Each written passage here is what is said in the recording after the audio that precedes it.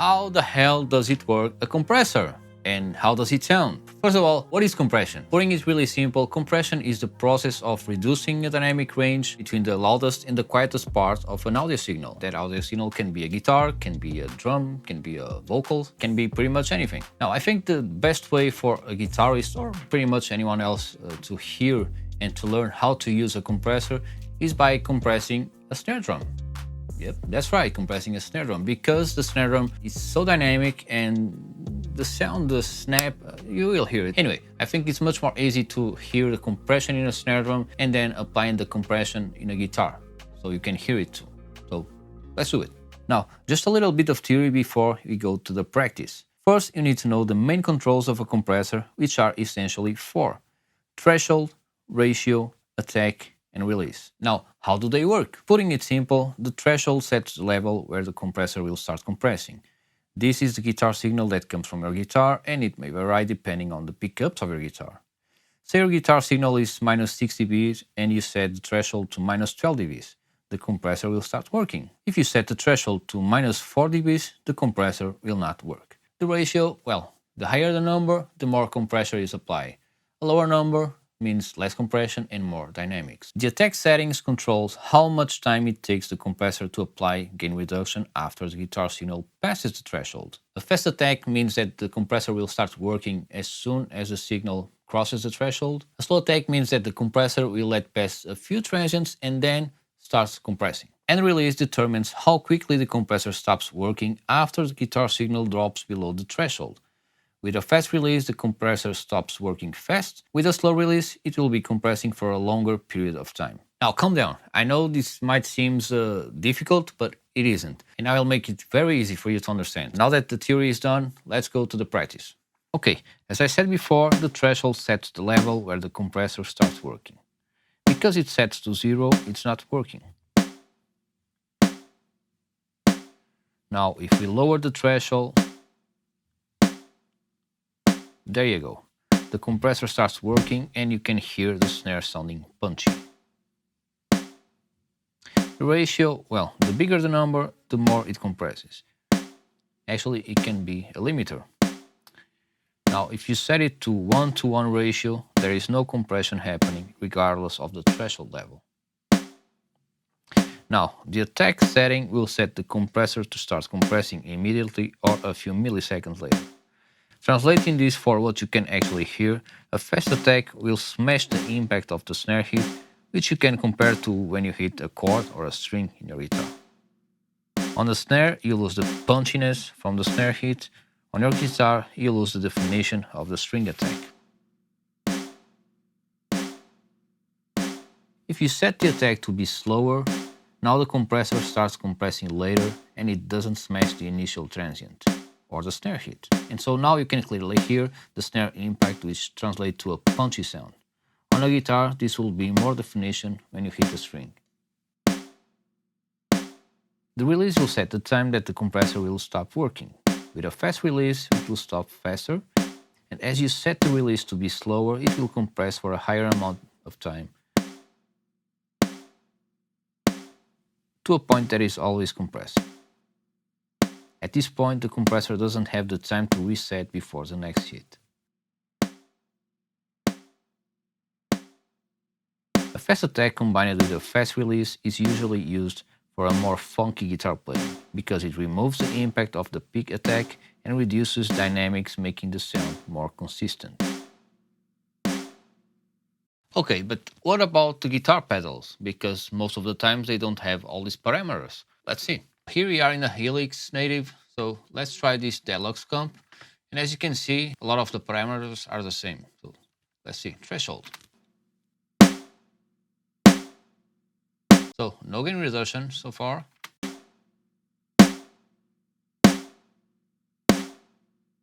And there you go, it's already compressing.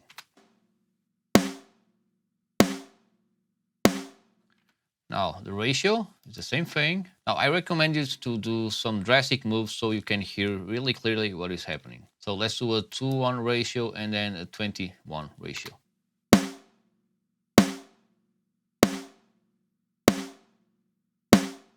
Now the level is the makeup gain. as soon as you start compressing, the volume drops, so you need to compensate. So as you can see, it's a drastic difference here. Now the attack, let's see where is fast, where is slow.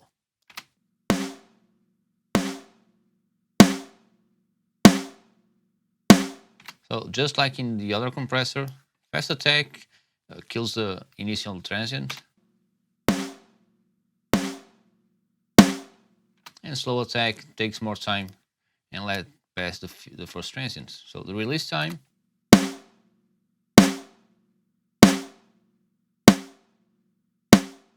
so exactly the same thing. So let's see another one, and here is the red squeeze.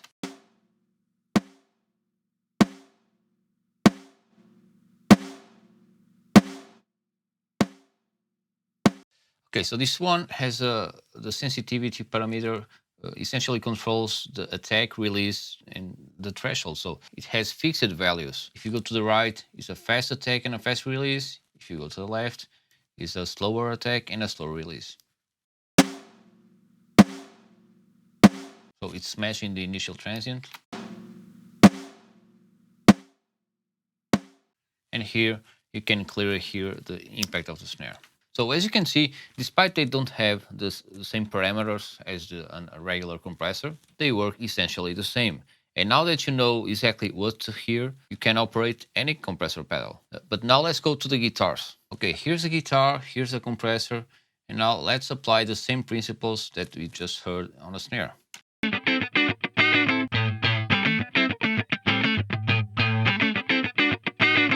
So no compression happening because the threshold is at 0, so let's lower the threshold.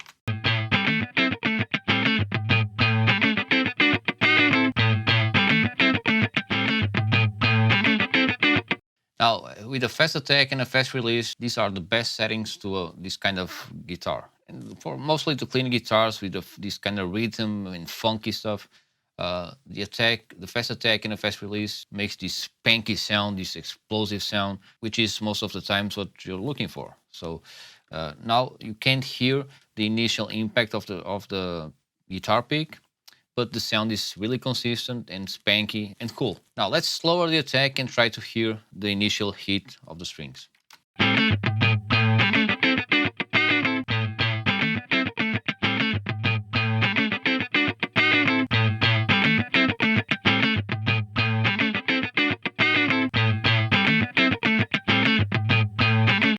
So hopefully you can hear the difference because it's pretty noticeable. Now let's try the pedals. So here we are with the Deluxe comp in the Helix native, and so let's see what's happened.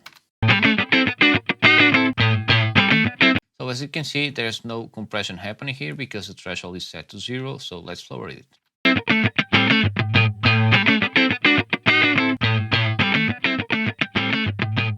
And there you go. Now you notice that the volume drops because it's applying compression, so you need to compensate here in the level parameter, which is like the makeup gain.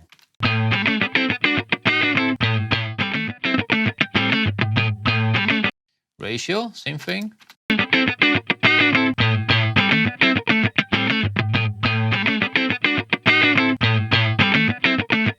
Now let's see the attack.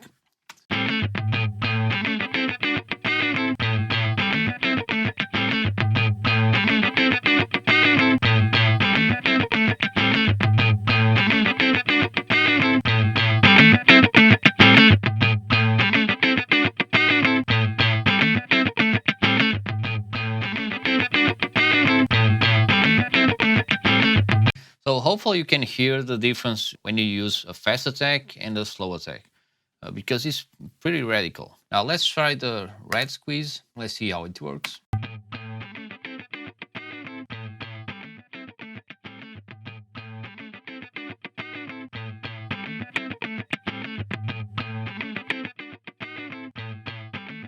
Now this pedal is compressing really hard, although a slow attack here is still fast, which most of the guitar pedals do this. The attack is fast because they are usually used for these kind of things. Clean rhythm guitar, funky guitars.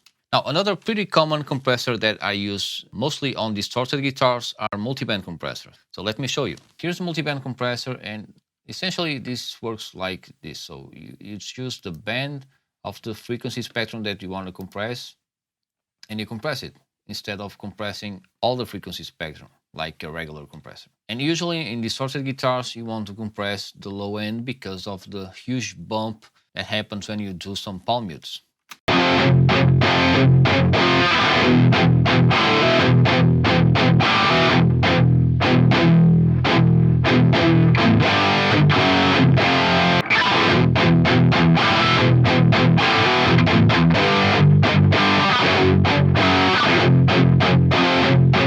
So as you can see, the attack does the same thing here.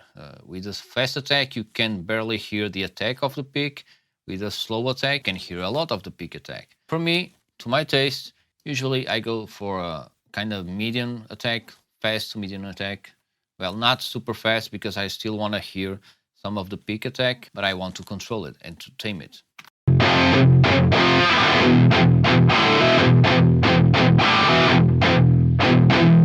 Now, what is cool about the multiband compressors is that you can compress only the area that you want, and the rest of the frequency spectrum is not compressed.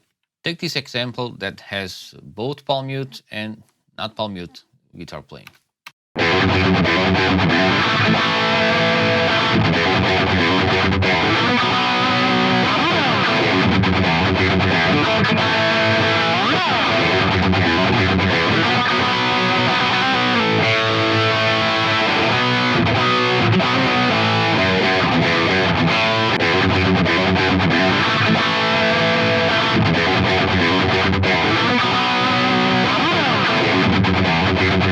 So as you can see, every time you hear a palm mute, the compressor starts compressing. When I'm not playing palm mutes, there's no compression happening.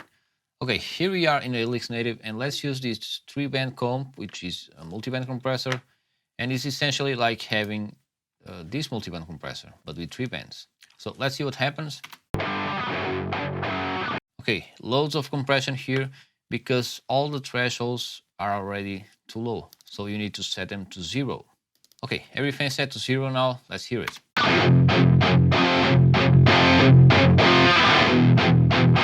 Now, there's still a drop in volume, I'm not sure why, so let's compensate here. But it's not compression, probably a bug, I don't know.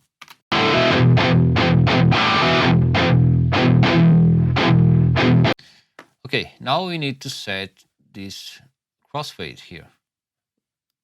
Let's set it to 200 Hz. And now we need to lower this low threshold.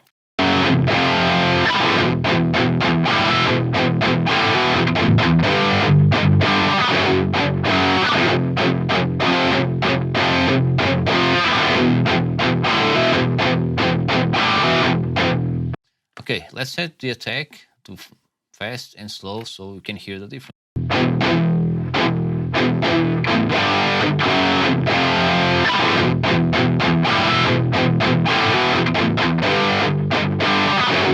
So as you can see, a really fast attack, and you lose all the definition of the peak attack. Here, essentially, you want to control all that bump in the low end, but preserve some of the peak attack. Now let's see what happens with a different riff.